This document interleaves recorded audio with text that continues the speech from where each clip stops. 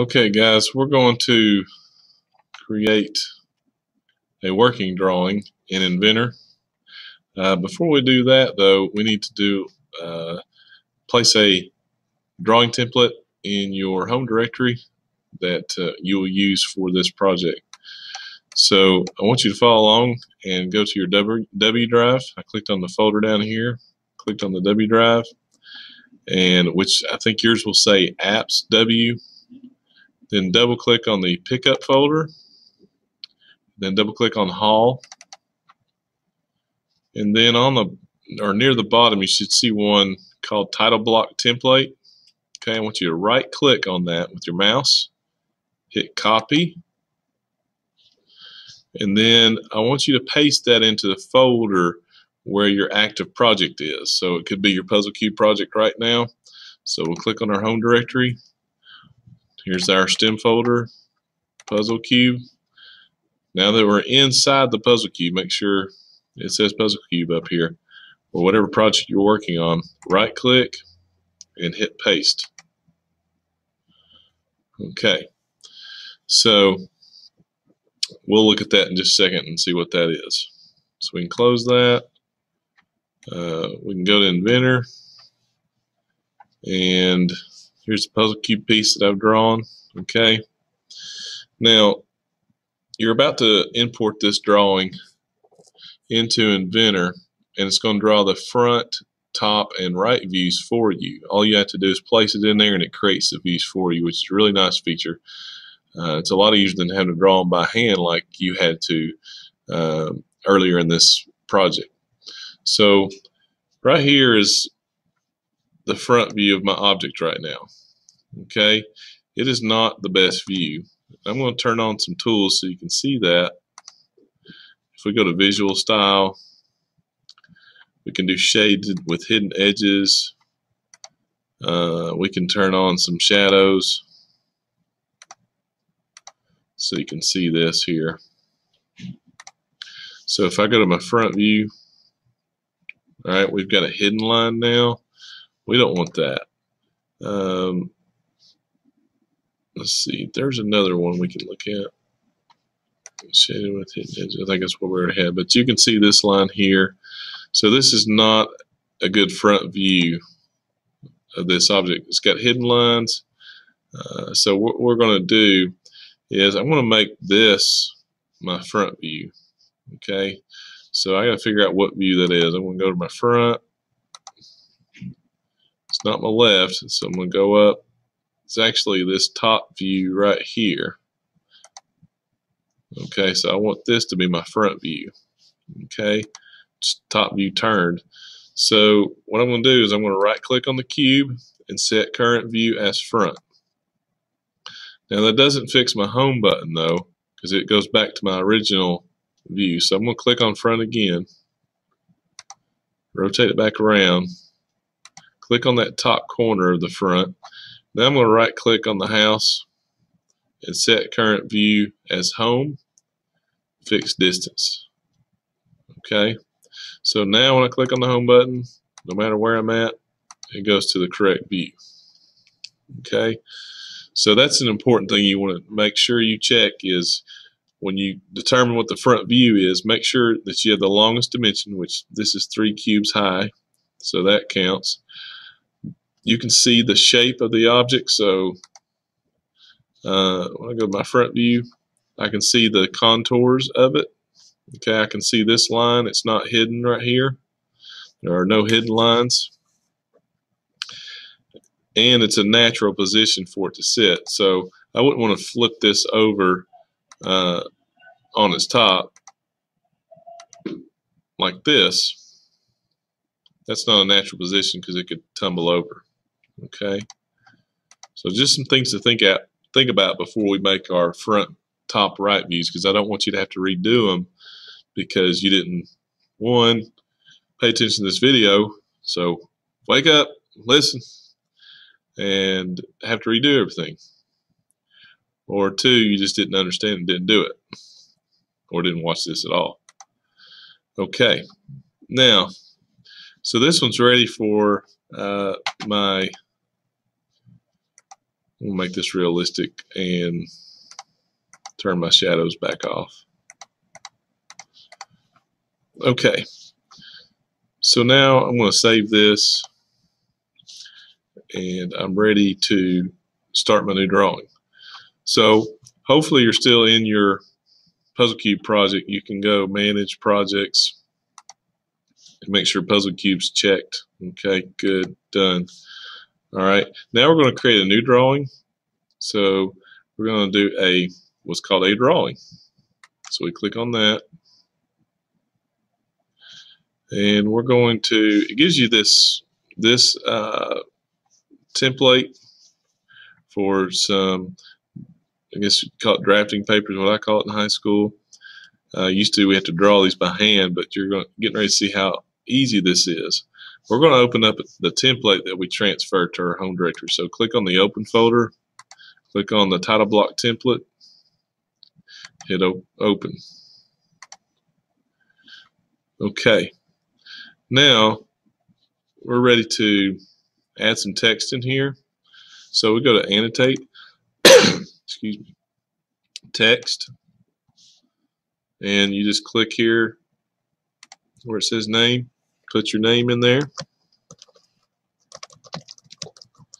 If you want to do all caps, I think it looks better that way. That's how we had to draw in drafting class in high school. So got Scott Hall, okay. Click some more text. We're not worried about placement yet. We can move things around. This was, I think it's my blue piece. I can always change it later. Whoops.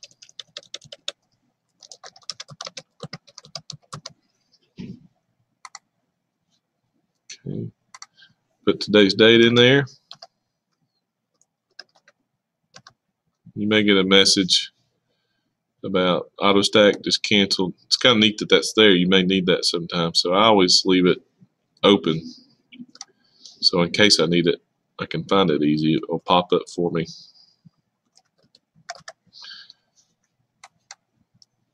And then class period, whatever your class period is.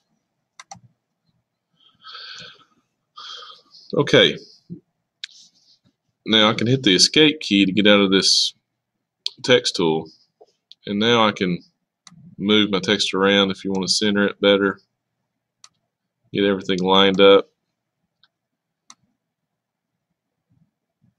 So you can spend some time on making that. If you want to make text bigger, you can double click on it, or if you want to change it, you just double click on the text you want to change. And then you highlight it. You have to highlight it for these things to take effect. It doesn't take much to make certain text bigger. Okay, so there you go. All right, now we're ready to pull in our drawing that we've already made, so we don't have to redraw anything here. So we're going to go to Place Views, click on Base, and it's already found one of my pieces because it's my active project. Okay, so I'm going to move this out of the way for now, and you want to click and put these a good even spacing apart. Now you can do some editing to where things are once you place all your views, but you don't want to start down here or over here or right on the edge. You can tell by the size how much space you'll need for front, and then you'll do a top and then a right view. So all I'm doing is taking my mouse and left clicking wherever I want to start. So right there, then there's my top view. So I just get a good distance away, not too far, not too close. And it's doing all the work for me. Okay, now notice that's a blank box. Don't be concerned about that just yet. Okay, and then my right view goes on the right side. And then if you pull up in this upper right corner, it puts in an isometric, which is nice. Okay, if you're happy with the placement, okay, don't worry about there's nothing there. That's fine. Right click and hit create, and there it is. Okay, everything's lined up. Okay, I want to make this one colored. Leave these unfilled, no color, your front, top, and right. But this one we want to shade. So we double click on it and we click on shading. Okay. And it colors it green. So I was wrong about this one. So I need to change this to green. Memory's getting bad, getting old. Okay. So that looks okay. I've got a little extra space over here compared to here. So I may want to move this one over a little bit and this one over a little bit. And I may want to move this one over a little bit too. So I just see how my mouse changes when I move to the red dotted edge. That means I can move it right or left, but notice I can't move it up or down.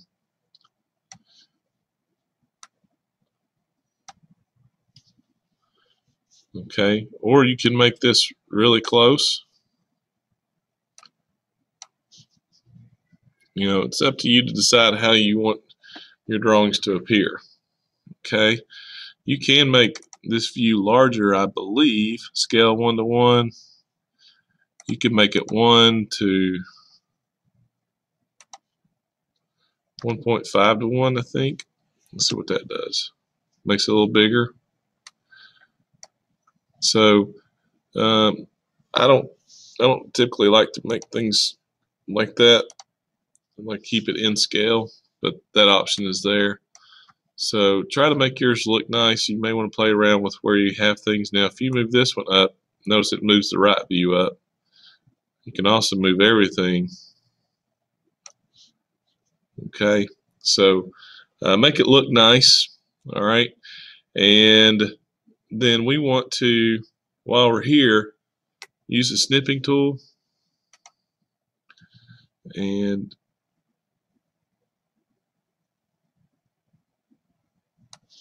highlight this and stick this in your digital portfolio. Okay. Also, we'll want to print these. So from here, you can just copy and paste that into your PowerPoint. To print this in color, I don't know if you'll be able to, but we'll see. You may have to print it to my computer and it'll be black and white. That's just the way it'll have to be. But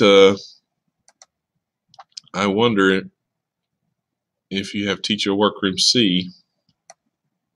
I don't even know if I'm supposed to be telling you to do this, but unless you hear otherwise, try that. If not, if it's not there, you'll have to print to MJ210. That's the printer in my classroom. But if you have the Teacher Workroom C, we can print in color. Okay, so we can hit Properties, and right down here where it says black and white, we can click Color, hit OK.